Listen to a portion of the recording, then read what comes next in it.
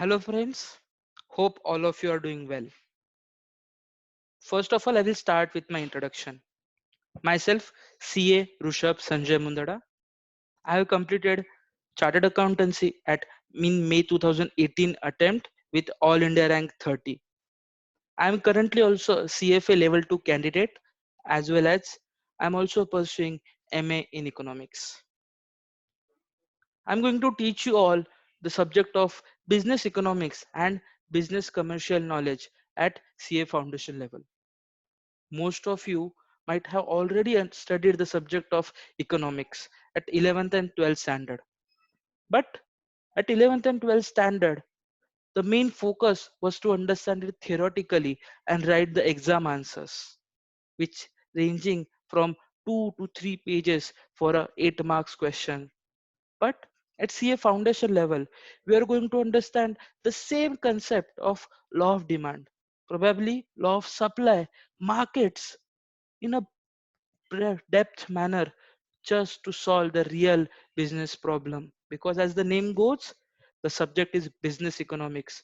We are going to understand the same basic economic concepts to solve the real business problems. To illustrate that, I'll start with one basic concept in economics. Most of you know this concept. This is called as law of demand.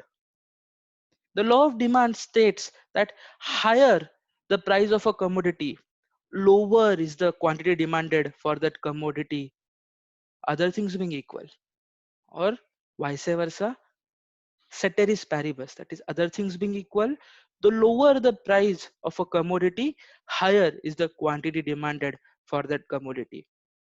This is the law which every student knows. But when I ask them, what do you mean by the demand here? There, the majority of the students fail to tell me what demand is. The demand basically in economics is consisting of three pillars, which we will understand with the help of simple example. Suppose I want a cell phone for calling my parents at the same time watch YouTube videos on that. I have many options available in the market. OnePlus, iPhone, or the smart budget phone Redmi Note 5 Pro. Which option should I go for? I will choose between those three pillars. I have to surpass the test. The first thing, the desire, the need. I need a smartphone which through which I can see YouTube videos, through which I can surf the net, and through which I can call my parents. The first step, the need. Redmi Note 5 Pro, OnePlus, and iPhone. All the three pass this test. So, does that make that I will demand all three?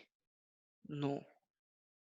In order to tell that desire, in order for that desire to get converted into demand, this also gets to be passed through two more tests. The second test, the ability to pay.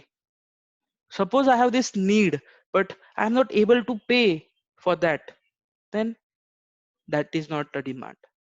So in this case, probably for example, between Redmi Note 5 Pro, OnePlus, and iPhone, I have the ability to pay? Probably yes. So does that mean that I will demand all of three? No. Even if it passes the second test, the ability of a person to pay, the third step remains. And the third step is willingness to pay.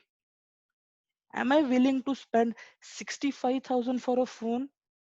Probably most of you are, but I am not. So probably a 40,000 smartphone? No. So then I settled for a Redmi Note 5 Pro phone. That is a budget smartphone at 15,000 rupees. You understood the basic difference, that what we learned till 11th and 12th was the only basic concept of law of demand. But how a consumer thinks in a real life is very important to understand the basic business problems. We can use the same concept of business problems to solve business concepts to solve the real business problems. Suppose a startup is there and you have been approached and asked that you need to scale that startup. How will you approach that particular problem? For that, you need to understand the basics of economics. You can see the product of that startup and say that your product will increase the demand if you have these three things at place. First, is it serving the need of the masses? Second, do the people have the ability to pay? And the third, even if people have the ability, are they willing to pay for this product? And this is how we are going to understand the entire subject of economics at CA foundation level. Because I believe that theoretical knowledge might pass you exams, but when you'll go in real life, it is of no use, because you also need to understand those concepts in a practical manner.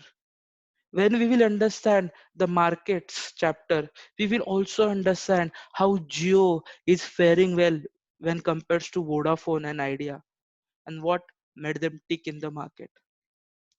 When we are going to understand the concept of cost and production, we are going to understand various aspects of why Maruti became the leader in their space. Apart from that, we also have the subject of business commercial knowledge.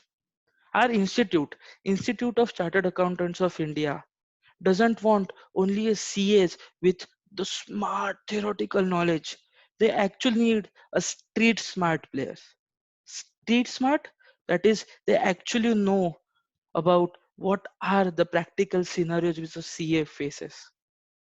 As a CA students, you might see on the TV that people are telling that people are bullish on share market. But what is bullish? Or what the bearish means? You also need to understand as a CA student. So we are going to understand the basic business commercial knowledge, that what bearish or bullish means, or what the biggest private sector bank in India, HDFC, is doing, or what is the actual business of ITC. Yeah, the classmate notebook maker. You also need to understand the various aspects of the business which are happening in India, also the cycles. Currently, in the due to the corona, we are heading, the many people are saying that we are heading towards a recession. So what recession means, or what inflation means, we also need to understand, and that we are going to understand in a chapter called as business cycle. There are many chapters in economics and business commercial knowledge which are actually useful in your real life, but they will only be useful if you learn it that way. And don't worry, I'm going to make sure that you understand those concepts in such a manner that you will definitely fare in your exam and you'll score good. But even after you clear your chartered accountancy course, you will still keep those concepts and actually try to solve the real business problems. So